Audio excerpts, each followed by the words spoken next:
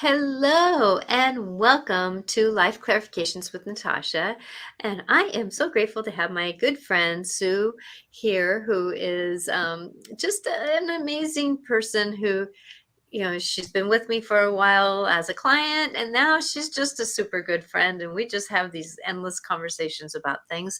So I thought that, since we are all coming on and, getting this thing, and she came up with this idea of talking about our bodies and the spiritual awakening. And because I was like searching, hi Veronica, searching for something to help us, in life. And she can't.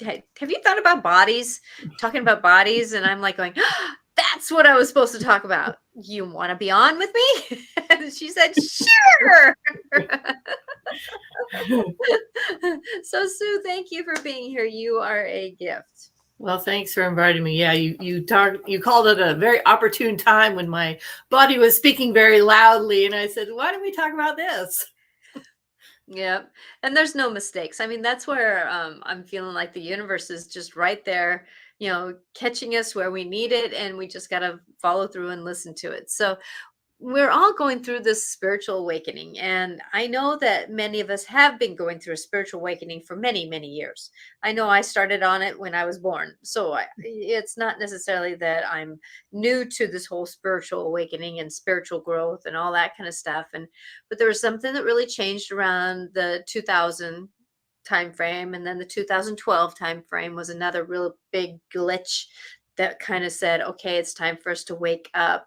And we've just, since then, it's been like click click click click click click click. If you don't get it now, you're gonna get it this next time. And we're all in this midst of big changes. And I know that my husband, who has been going through his sobriety, getting sobriety, having sobriety, um, that he's been on a spiritual awakening, and he's just saying that his meetings are getting busier and busier because people are waking up, and they're getting they're getting their own sobriety. And so with that, this new awakening and this new dance of who we are, our bodies are going through a lot of changes. And Sue here has gone through, how long ago did your Kundalini awakening happen? Well, if I can just back up a little bit, back in 2011, so a year before 2012, I actually had my first awakening. And that was, I kind of think of it like my mini awakening. I mean, it was definitely a shift in my consciousness. And what woke up specifically in me was this desire to learn about energy healing. Mm-hmm. And that's when I went down a rabbit hole of learning and like going to workshops and classes and just trying different modalities and this kind of thing. And then I did a lot of very very deep healing, very effective healing. And by like 2015 2016, I was really rolling along and everything was great, and life really flowed for me, and I had a lot of inner peace, and it was just amazing. And what I didn't realize was that was just prepping me for a Kundalini awakening, which hit me in early 2017. And it's still very much, I'm still what I call it, like in the trenches of it, just a lot of inner change. And I do regular healing work. But so, yeah, it's been about 6 years now. It's been a lot of Pretty intense. Yeah, very intense. A lot of inner shifts going on. Some of it happens very spontaneously when I'm just very quiet and meditative. And some of it is happening when I'm actually working with a practitioner who essentially just helps guide me into connecting with my own inner world. Sometimes I just need a little bit of help getting there. But this whole process has been very intense, and a lot of it's been very physical and mental. It's like the whole, it's the body, mind, and soul, like all of it. And Sure. I can say that, witnessing many people, that if we're already spiritually awake, a lot of times we can roll through some of these bigger things with a little bit more grace. Like for me, when I had a Kundalini awakening, that, like I was just saying that, I would be walking down the street and guys' eyes would go down to my first chakra. Well, a Kundalini awakening is basically awakening your sensuality, your sexuality, you're aligning all your chakras up so that they're all awake. It's that coming up with Mother Earth's energy coming up through your body, and you're going into wow out there, and then that energy is coming back down into you, and it's called the Kundalini energy because it's like the snake, and it's that serpentine feeling that is coming into you. And I'm getting chills as I'm talking about this, that it's like coming down into the earth again. And so you learned how to negotiate that, it's cracking up. And it's not just your seven chakras, 9 chakras. We got zillions of chakras. Mm-hmm. That's why I'm getting lost in numbers, because it's not just the main ones, the crown, all the way down, but it's waking up. It's like it's almost a spontaneous awakening of all your chakras. And it's And layers and layers and layers and layers too. it is layers and layers. And I can tell you that a lot of us who have had a lot of emotional trauma in our lives, that spiritual awakening is drudging us through a lot of our shadow work, which can be very, for lack of a better word, that if you're not doing it with well-known people, it can be very toxic. It could be very it's very dark, and when we're working through it. But if you have somebody who can guide you through that with grace, love, and ease, you do see the betterness of it. And I can tell you that, that's probably a little bit why you have had to manage a little bit more of this, this awakening, because a lot of your body was shut down because of your past. And I'm not going to speak of it unless you do, but there is that reason why sometimes when our physical body is shut down, it really aches when it's waking up. Yeah, I was going to say, one of the things that I've learned through this entire process is my soul really loves to push me. Just in general, it likes to push me to the edge. I mean, through this process, I've seen lifetimes where my life plan was so ambitious that I didn't make it all the way through, and I had to try again and try again. And I actually know that this lifetime is also a trying again of another one that I didn't make it through. But there's also other things going on beyond that. But I just know that my soul is very, very ambitious. And it's just like, oh, we want to do this and this, but that's not going to be fun enough. So we need to throw in this and this and this and this and this because it's more fun and more challenging. So that's just something I've learned about my soul, where sometimes I kind of go seriously. But also, as each challenge comes up, like when I go into this altered state, meditative state, my spirit team is so big these days, it's nuts. And so I know that I have a lot of help, and I have help in the world, but also on the other side too. So yeah, it's crazy and cool.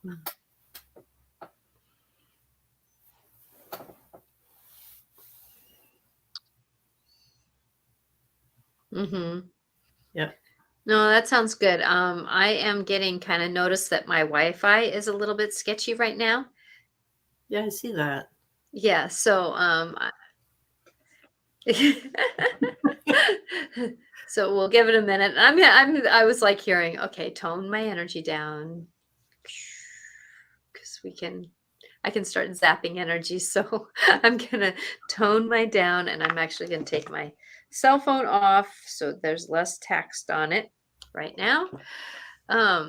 So with that as we're going forward, and I don't know if I'm glitchy or not, as we're going forward in this new spiritual awakening and doing the dance of honing onto our body, and that's part of the spiritual awakening, is to the idea of spiritual awakening is to remember we do have a body, we do have a soul, we do have a mind, we do have emotions, and they all are part of the system. Yep, for sure. They all work together. Sounds like we're both having internet problems. I was gonna say, I'm not seeing mine. Are you? I apologize here.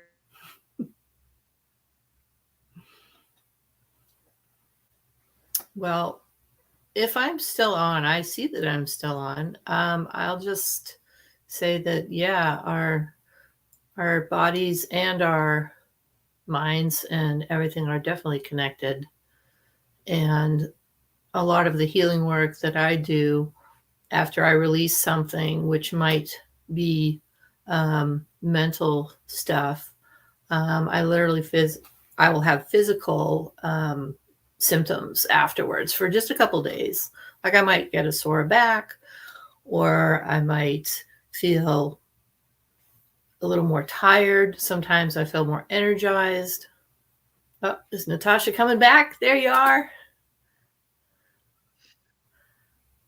Are you back? There I am. There yeah, it's I don't know if it's I know that I'm having problems and I apologize. I ordered a new computer. So my computer and it's going to be hopefully better and I apologize. But my internet's kind of messing up. Yeah. So well, we may need to postpone this a little bit here. Well, Oh my gosh. just can you hear me all right? Okay, so I don't know if I'm glitchy or not.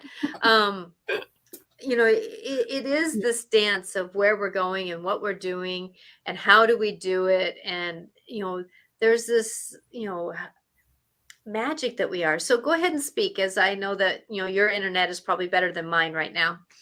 Well, I was going to say, while you were off for a minute, I was assuming I was still on because I can still see me.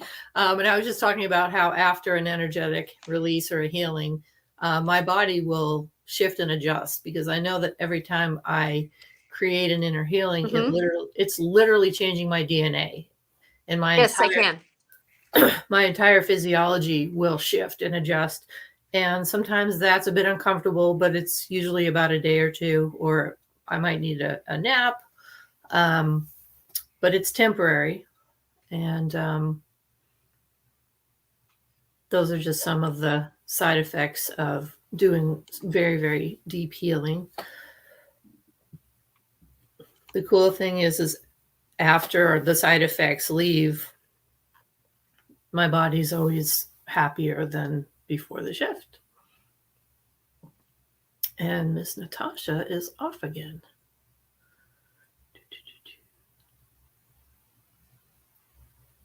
And it's me. Anyway, yeah, Kundalini awakenings are interesting, challenging. Something that some people, when it starts happening, they try to avoid it. And it's something that you can't. Once the energy is opened, it is open. And you just have to work your way through it. And for a lot of people, going into meditation, connecting with your higher self and your guides really helps and makes a difference. So let's see if Miss Natasha is going to be coming back. Oh, here she comes. Hey, there you are. You're back. I'm going to try doing it on my phone, just because I know my computer is having probably troubles as life happens. So I'm going to try it this way. I would say your video is great. Your audio is great. And I was just babbling. So no, it's all good. It's all good, because I know that, I ordered a new computer because I think my computer has troubles with connecting if I have too many things going on, and I only had one tab open, but it's been having more and more trouble. So, okay, thank you for putting up with me. Now I'm on my Wi-Fi anyways, or not my Wi-Fi, but my mobile data. So we'll try this way. Well, I can hear you loud and clear. and Oh, good, good, good, good, good. you're looking good. Well, thank you, thank you, thank you, thank you for supporting me on this journey while while I had to fiddle with the negotiation. Um, so go ahead and I'll jump into what you were saying. So thank you for going on with things and negotiating. Yeah, no, I was just yammering on a little bit about how, like, when I'm doing healing work, after my energy shifts, it affects my actual DNA. And as the DNA changes in the body, you're like, my entire physiology changes. And so sometimes some things will get sore just temporarily, or I might be a little extra tired for a few days. I think one of the most profound times I experienced something like that actually was years ago, before Kundalini opened, when I had a healing session with a fellow who would just, you lay down and he would just send high frequency energy through your body. And I think he was trained in pranic healing, but it was a long session, probably close to 2 hours. And he just raised his energy vibration so that my energy would entrain to his. And it was really cool. And by the time he was done, he felt like all my chakras were beautifully opened and everything.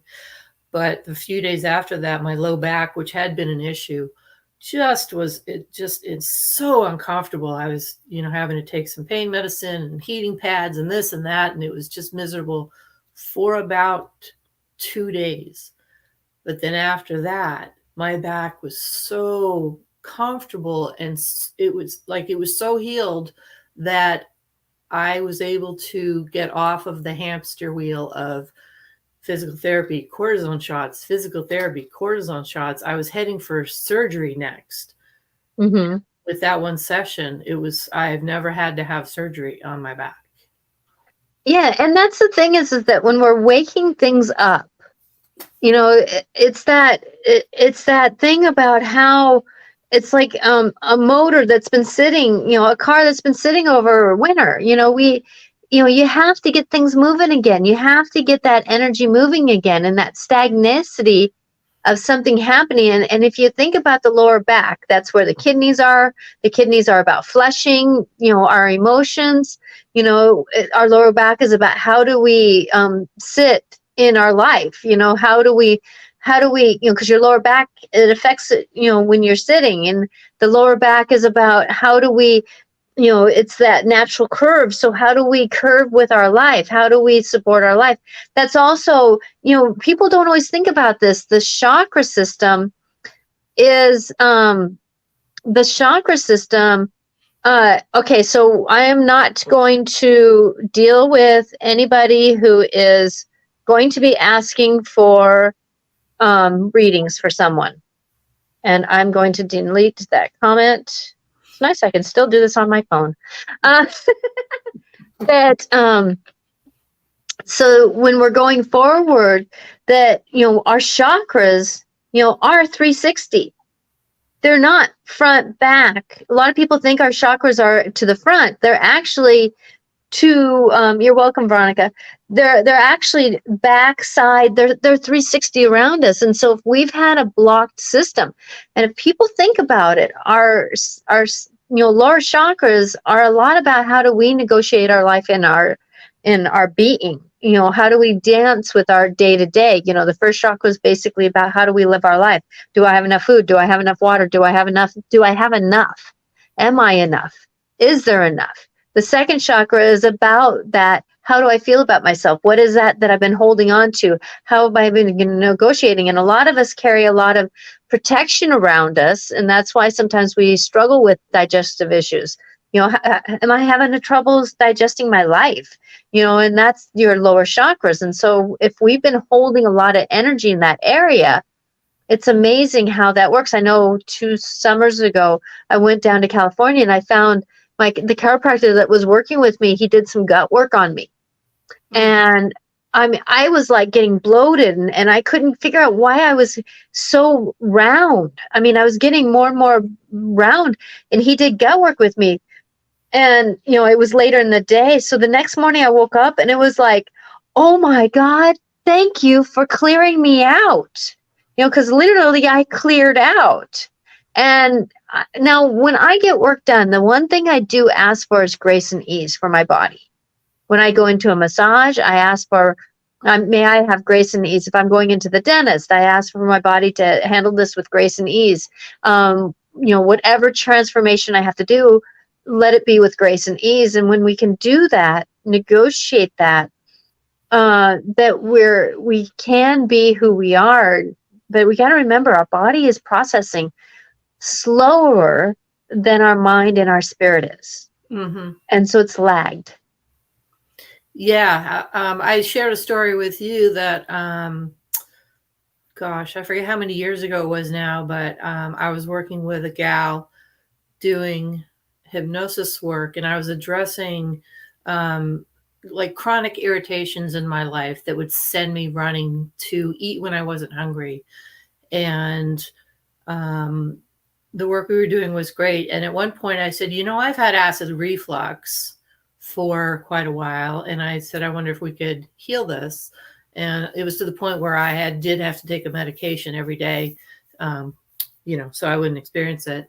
But in one session, I was able to see just stuff from my past that were painful events.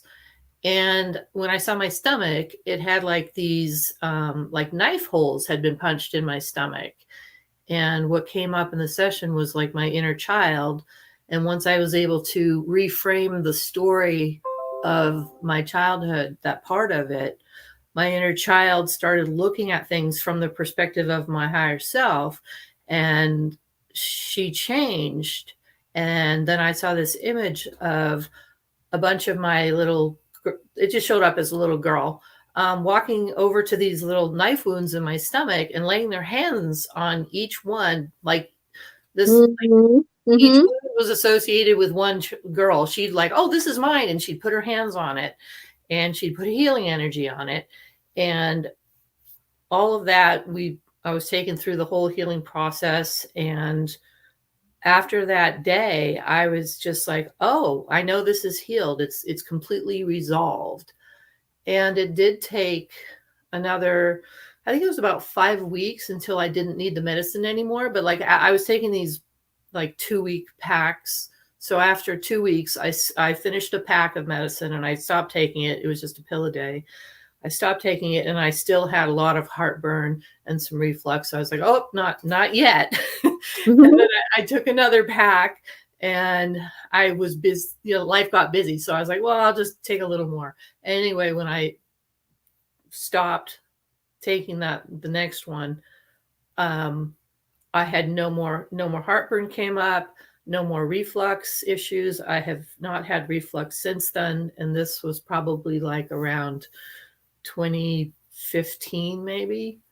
So it's gone, but it did take a little time. Like you said, the energy was able to shift like in that one day. Mm-hmm. But it took, a couple of weeks for the physiology to kind of catch up to it, but it did. Yeah. And I want everybody to know that we're not doctors. We're not trying to convince you to go to spirituality, naturopaths and medicine. There is a balance. Like for me, I knew my body, which was physical, needed some help. I finally got to a place where I was not in fear and flight anymore. And so my body kind of went into, it's my turn. And my adrenals were basically very sluggish. They didn't want to work. And if anybody knows what adrenals are, I kind of explain them like it's the alternator of your car. It's that it ignites your system to move. It gives you the energy for things to happen. It's one stage of the thyroid work. It's one stage of the hormone work. It's one stage of, and I found out through this that my body wasn't producing any hormones. I hadn't gone through my time of life yet, and my body wasn't producing any hormones.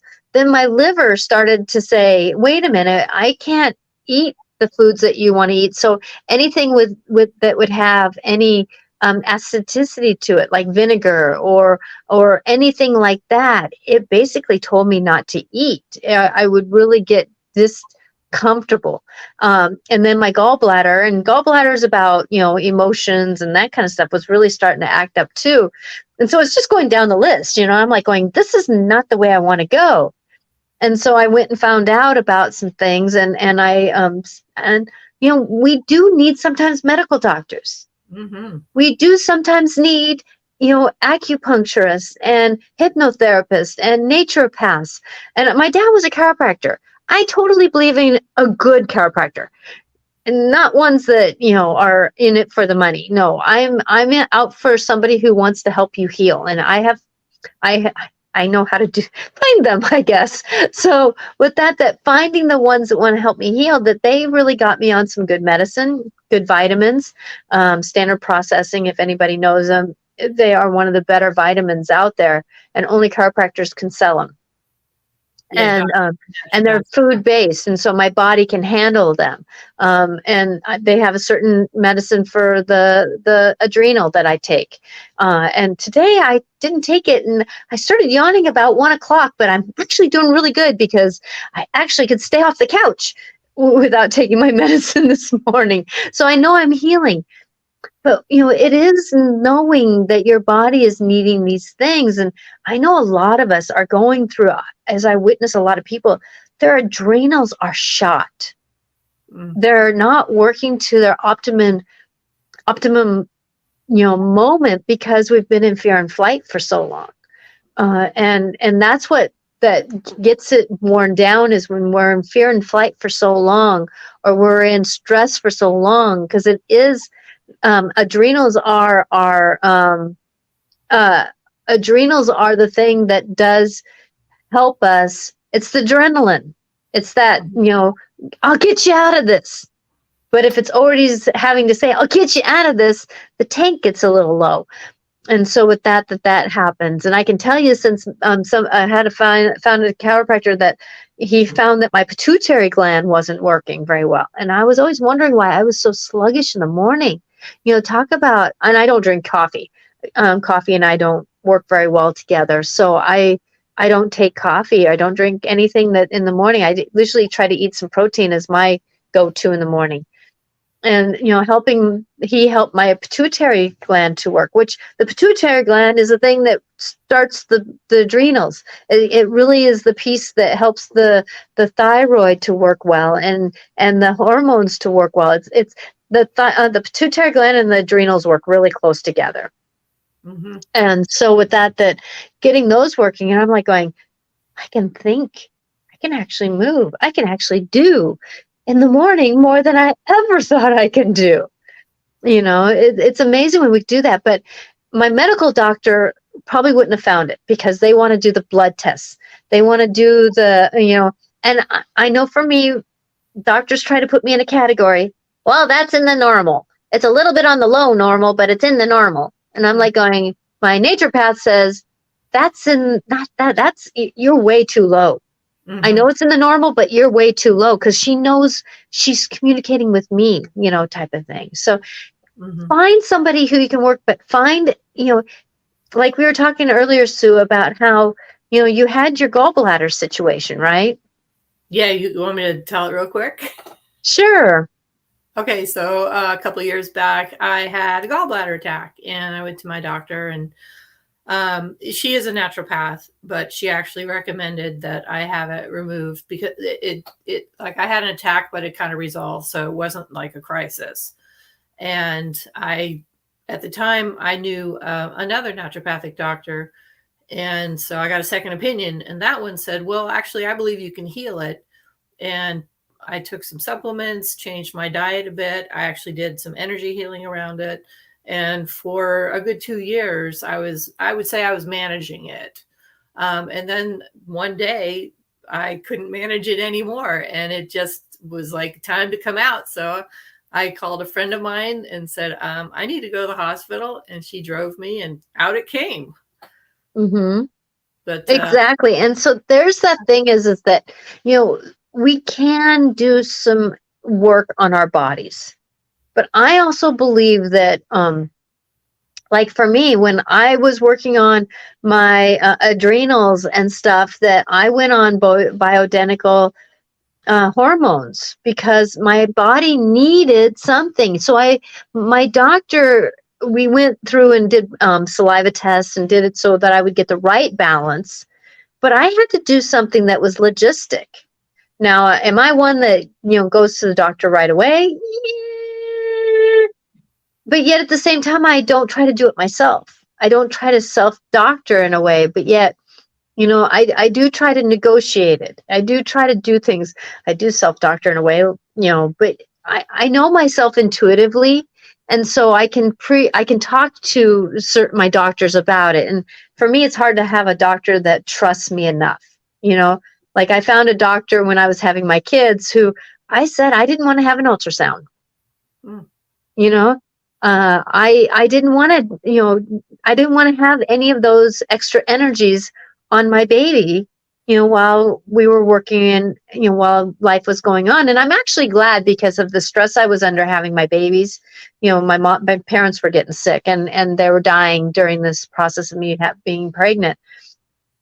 And so with but my doctor also said that if there's any red flags in your blood system or in your tests, we are having an ultrasound. I said, all for it. Mm-hmm. All for it. But if there's nothing going on, I'm not going to do extra tests. I know myself enough. And that's the thing about, going forward is that we have to sometimes do things to help ourselves. Like I had an allergic reaction the other day, a couple weeks ago. I knew I needed to take Benadryl. I took another Benadryl, first time I ever took 2 Benadryls, right? But I knew there's something in me that my knowing said, do not take your EpiPen this time. Hmm. And I can guarantee it was a little bit of fear because I don't even take caffeine. So can you imagine me on an EpiPen? Yeah. Well, I was gonna say you talked earlier about like being pretty much awake your whole life. Well, can you imagine being asleep your whole life and then waking up in your mid-40s? Yeah, exactly. Exactly. That's what happened to me. So it's like you've had this sort of what do you call it? Intuitive knowing that's been very strong with you, and fortunately you were taught to recognize it and respect it and honor it, and you listen to it. And that is like so awesome. And I spent my whole life like ignoring it and blowing it off. And but you had to survive a lot in your life, and so with that's why when we do go through something like an awakening, that there is the shock value of the body. But I can tell you that even me, through my work, that there's sometimes where I need to get a massage to let my body work through the emotional scenario and that kind of stuff. So it's a story that we need to work through, that, how can I respect my body? And, that's where, I don't think I have my book here. Having, like, I have a book that's about medical intuitiveness, right? What do these certain body parts mean?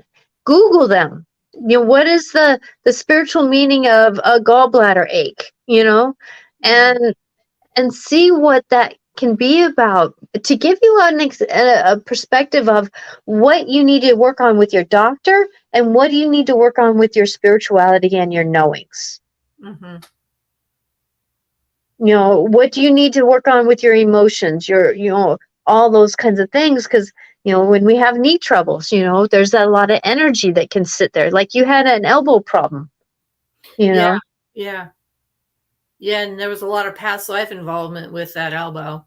That I was gonna say, you were wonderful at helping me to uncover a lot of the stuckness of what was going on there. And these days, between having you look at it and help me with healing it, and doing a bunch of, actually, I chose to do some acupuncture with that. Mm-hmm. And these days it's 1,000 times better. Once in a little while it'll bother me, but it's so much better. And what you probably notice when it does bother you again, it's more about something that is that energy or that knowing or that trigger or that awareness is kind of circling back around to sounding or feeling the same way that something happened in that energy before. And we can look at it and say, oh, yeah, I recognize you. Thank you. I'm done with that, type of thing. Because that's sometimes where things happen. Like for me today was the first day that we had a potluck again. And the last potluck is when I had my allergic reaction where I couldn't breathe. And I ended up going to the emergency room.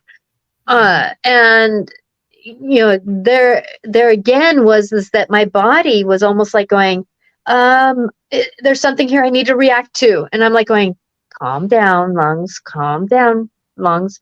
We don't have to react to that, because it was a reminder of what happened before, that I was looking for something to react to. And I had to talk to myself several times, breathe, come on, let's go outside and get distracted, because I was doing recess duty at the time. Let's get distracted. Let's get the body distracted from what it wanted to react to of a memory.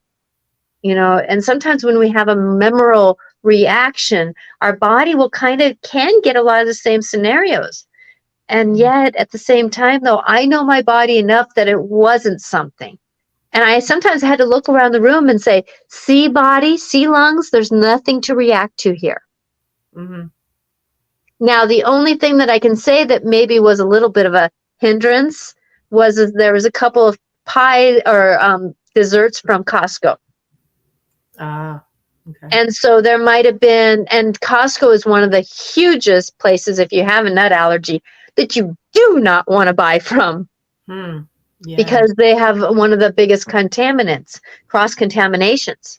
And so something could have had residue on it that my body knew about, my system knew about, but it wasn't enough for me to have a reaction.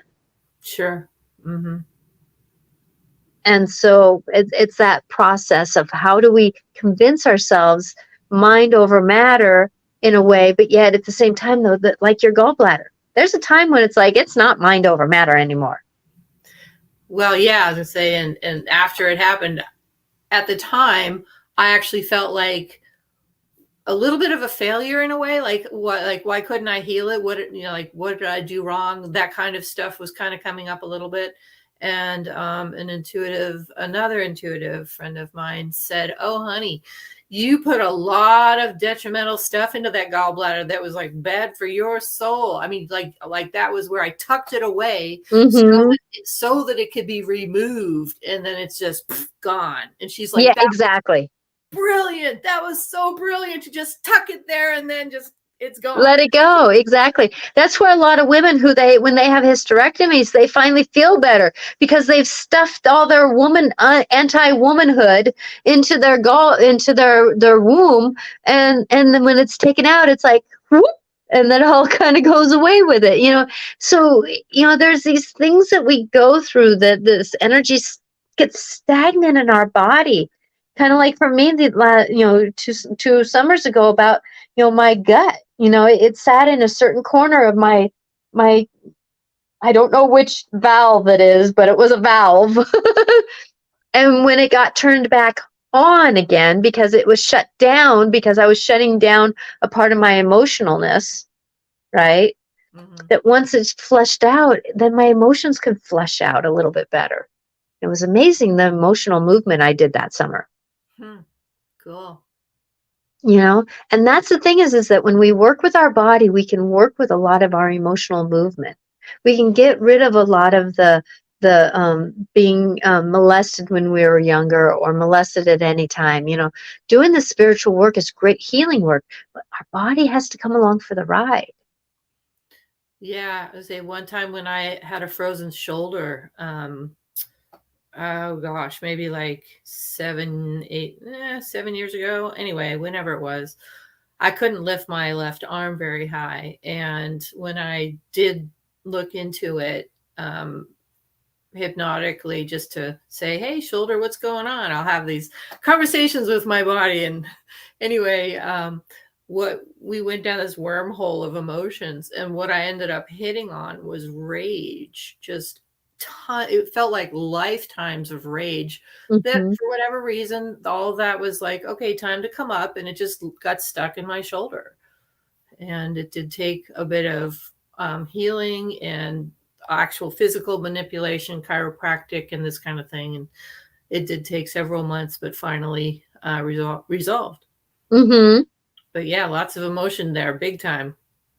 Yeah. And that's the thing, is our body is going to represent things that we're stuck in.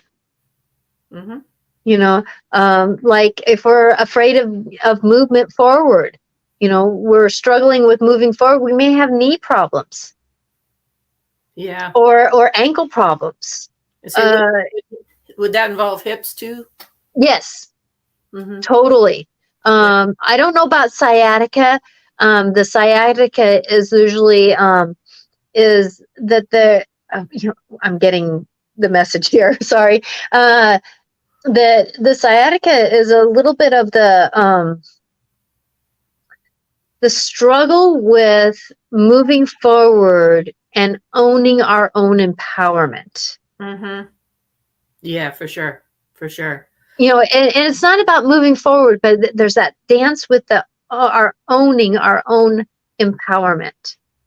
Yeah, I was gonna say, I've seen just doing my work on my back, and for me, it's a lot of low back, but it has to do with the self authenticity, like being able to be authentic to myself. So what you just said there absolutely makes sense. Yeah. And so with that, the ankles, if we have toe problems, it's about, are we balancing okay in our life? Are we balancing our life? Because without a toe, you have a hard time moving. You have a hard time balancing. It's amazing what each toe does to help balance ourselves. And then each finger, which represents a certain, body part and emotion also. So if we're not managing a certain emotion, sometimes our fingers will even hurt because of, if we're struggling with grief, we may have more arthritis in one finger more than the other. And that's, dealing with, because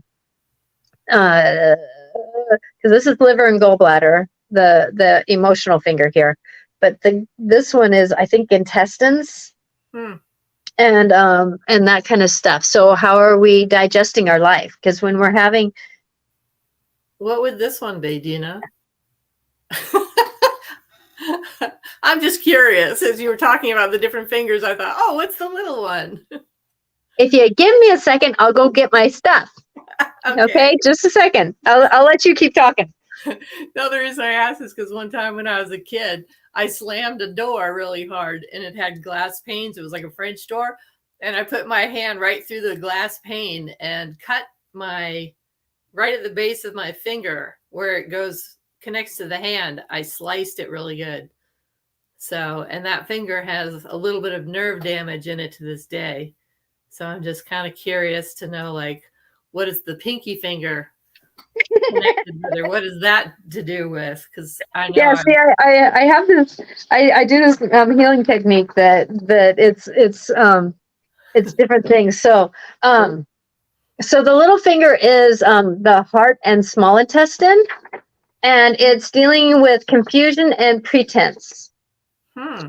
So this is the different fingers that they represents different things, right? Different parts, and so with that, the kidney and the bladder would be the first finger, the pointer finger, and then we have liver and gallbladder, and then gotta go backwards here, sorry, and then the umbilicus and large intestine is the ring finger, heart and small intestine, and the stomach and the spleen is the thumb. And so if we're having problems digesting the stomach area, and the spleen, that it does. And then on the back side, I put that this is the different emotions, and it's the mental and the emotional balance. So the the circle is the mental, and the square is the emotional. So confusion would be where the mind would be for the pinky. Mm-hmm. And then pretense is the emotional part of it. And then the ring finger would be negative attitude, loss of common sense would be the mental. You'd be kind of like confused, which in grief you are so confused. Mm-hmm. And then grief would be the emotional base. Mm. And then indecision. Indecision would be the middle finger here. So indecision, you know, you have a hard time deciding something when you're angry, when you're full of emotion, when you've just gotten to the end of your rope, right? Well, that'd be anger. And then fear is your first finger, and perfectionism, because it's hard to fear and perfectionism kind of go hand in hand, right? Yeah, And for then sure. worry is your mental mind, and depression and guilt would be your thumb. So if you're working through a lot of these, hold your finger real gently, and that will help you process through some of this work. And so, and if you think about when you did your finger, what age, what were you going through? Yeah, I think I was 7, and I don't remember what I was going through, but I know I was very angry at my older brother. Yeah. So with that, you know, it kind of makes sense why that you had the explanation point put for a certain part of your body, right? Huh. Of course, we don't know that at the time, but it makes sense after you go through it, and it makes sense when we go through things that that you know, you look back and you kind of ask, and that's where, you know, we cannot walk this world alone. And Mhm. so with that matter of fact, I need to get a hold of somebody. I know that I'm supposed to email somebody and I keep forgetting to. That you know, we do have a lot of energy blocks. Like I had somebody on here at the last year sometime, and would lose her voice every time she would do some public speaking.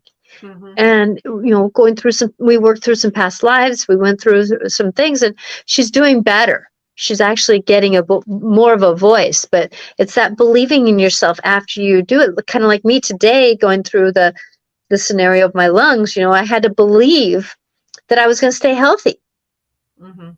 that I was going to be able to negotiate it. And that's how a lot of what we are. But I can say, you know, to anybody, if you're going through anything, ask for grace and ease. You know, grace with ease, because we deserve grace with ease. We're worthy of it. And when we're getting a massage, do that so you don't get the repercussions of it. Because I know for a lot of times when we release a lot of emotionalness, we can get some toxicity that comes out. And sometimes it shows up as a cold, sometimes it comes out as a headache, sometimes it comes out as a backache or a front ache, you know, a digestive ache, a knee ache, whatever it is, because we've released so much that we've been holding on to. But when we ask for grace and ease before we walk into it or during it, or you know, like sometimes when somebody's working through a very sore spot, breathe in grace, breathe out ease, breathe in grace, breathe out ease, you know. And doing that, it does help your body go, oh, I don't have to go through the hardness all the time. Mhm.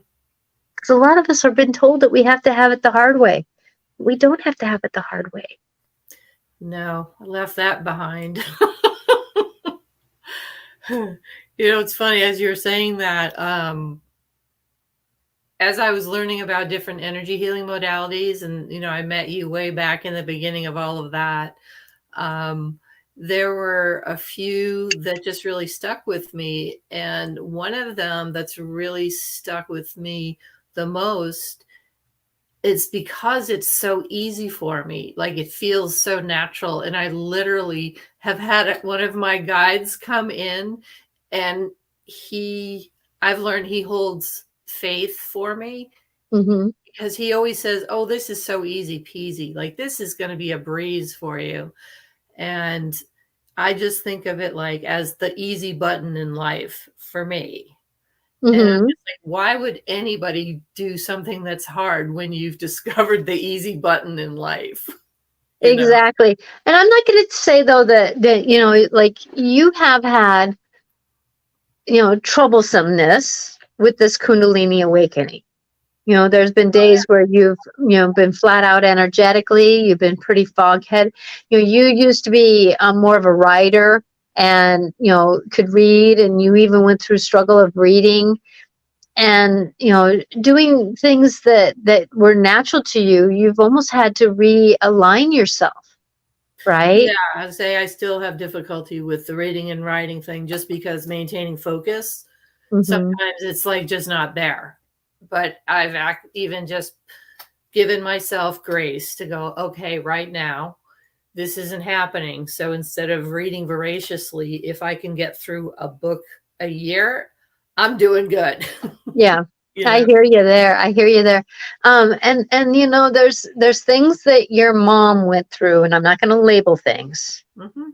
There's things that my parents went through, and I can label them. They went through lung cancer, colon cancer, and Lou Gehrig's disease. And I am trudging a new path through the path of life. I am free from being my parents in their DNA. And so I know that me, you know, and I picture myself like being a bulldozer going through the woods, new path, and breaking a new road, right? I am honoring the land as I'm doing this, but I'm breaking through a new path. And it does have troublesomeness moments. Mm-hmm. You know, it's like, oh, I'm working on my gallbladder because I want to work on my gallbladder and my liver so that it doesn't end up in my gut like my dad's did, right? Mm-hmm. Or I want to work on my pituitary so that my nervous system gets balanced, right? And so with that going through trudging through this new path, well, you've been trudging through your own new path so that you do not become your mother. Yeah, I've actually a lot of, you know, people talk about doing this ancestral healing, Mm-hmm. you know, all that stuff. And a lot of things that I inherited from my mom have come up to be healed. And I've you know, like I said, it's layers and layers and layers. But I've even just gotten the knowings that I took on the DNA that I took on from, you know, mom and dad, specifically because I was going to be healing a lot of ancestral stuff from dad's side, from mom's side. Mm-hmm. And I will just say, sorry. Okay, throat. I'll just say it very plainly. My mother was mentally ill. She came down from a female lineage of mental illness. Her mom was mentally ill. And I have a knowing now that part of my coming in, being born, was to heal mental illness in my family. Now, I didn't develop mental illness as a child. And yet I have had healing moments where I saw like things between my mother and I that went back generationally from her mom, her mom, her mom, Mm-hmm. that I was able to heal, that shifted like that chain of energy. And then literally just in the last month or so, I've specifically started looking at this whole phenomenon of just not feeling myself and feeling kind of foggy and different and all that. And what came up was this experience was wanted. I wanted to have the experience of my Kundalini awakening, mimicking depression and anxiety, not actually having depression and anxiety, but mimicking it quite a bit. And that had to do with, like I said, more healing to my family lineage. And for me specifically, also just emanating that healed energy out to the collective, like to everybody. Exactly. And that's the thing is that when we're working with something like mental illness, that, you know, we can have some scenarios a little bit like that. Like for me, I've had digestive issues or disharmony, I'm going to call it, you know, where I do have food sensitivities and stuff like that, but I'm honoring my body and working on my DNA so that I don't have the scenario of my parents. And like for you being foggy minded sometimes, those might be those times where you've changed your DNA, where you've skirted along the path where it kind of, like the comet that almost hit Earth, it skirts along, but it doesn't quite hit, Yeah. and those are my moments where we can say, oh, look, I didn't get it, did I? So it is the story of how can we negotiate our body while doing a spiritual awakening. And that is asking for grace and ease. That is about supporting our bodies through the medical field and a spiritual community. I do a lot of work with the DNA healing and the past life healing and negotiating it. And I've gotten it actually a lot cleaner lately. It's like all of a sudden with the downloads I've been getting, it's been like amazing the work I can do with getting both of those. And I've done a little bit of this when I was starting to practice this, and you were part of my, let me practice with you, please. And so with that, getting this healing work done, this is the optimum time. We are in an amazing time since this equinox. It's just like the whole doorway opened up to let's heal. But it's going to take negotiation of our shadow work to do that. We have to be able to look at our shadow work and say, oh, yeah, the story of my parents at the same time, like me, I'm at the same age my parents passed away. So I'm really going in deep into my gut and saying, I'm free from that journey. I'm free from that journey. But I have to go into my gut and really look at what am I having to work through. And that's letting go of a lot of the emotional base, shifting it. I don't believe in letting go. I believe in transforming it. That, transforming that into more of a loving kindness. And as I'm talking about this, my gut is starting to feel like lighter because I'm talking about healing the process of it, right? Yeah, you're transmuting it back into love. And love heals. Oh, yeah. Love heals. Oh, yeah. Love heals. And you're really good at that, too. Oh, thank you. Yeah, for Thank you. sure. I'm so grateful to be able to be here for people to negotiate this world that we're in right now, especially with the physical body doing the work it's doing. So it's a dance. It's a dance. So Sue, this hour went very quickly, and I know that part of it was caught up with me having internet problems, and I appreciate you holding the space while I was doing that. You bet. And there was something about having somebody with me this week, and I didn't know what it was, but I just knew that there was something about having somebody with me this week, and that I know now why. It was one of the reasons was we had to have this conversation and the small thing of internet. So well, I am very honored to have been with you today, and I thank you so much for inviting me. It's always a thrill to spend time talking with you, whether we're together like this online or whenever. Well, sounds good. Thank you. And Veronica says, thank you for a great show tonight to both of us. So thank you. I want to use my mouse to do this. No, I got to use my phone. Is there any last thoughts, Sue, that you would like to leave anybody? Just like, I don't know, keep the focus on love just keeps coming up to me. It's just, and I love your message of grace and ease. Like, just like in any moment when you're just not at your best, just give yourself grace and ease, and just continually ask for grace and ease in life. And, talk to your guides, even if you may not hear them, just have the faith that they're hearing you and they're steering you, and just keeping the focus on love. I so concur with that, because I know that, and listen to the little whispers, when you start feeling like you're catching something like that may be called a cold, listen to it, listen to, oh, yeah, okay, I'll take the night off. If you're going to go out and do something, call up people, guys, I really need to take the night off. I appreciate you inviting me, but I just need to sit down and rest tonight. I'm tired. Take Give yourself a break. Give yourself a knowing. You know, when I feel that tickle coming on, I tell myself I'm healthy. Like when I was sneezing, I'm healthy. You know, how many times do we sneeze and say, oh, but I say, I'm healthy. And then, you know, take some good herbal tea. And then I sat down and I rested because my body was telling me I need to rest. So listen to the whispers. And, you know, next time your knee hurts or your back hurts, put your hands on your back. Even if you don't know how to do Reiki, just put them on your back, your knee, and just say, I love you. Thank you.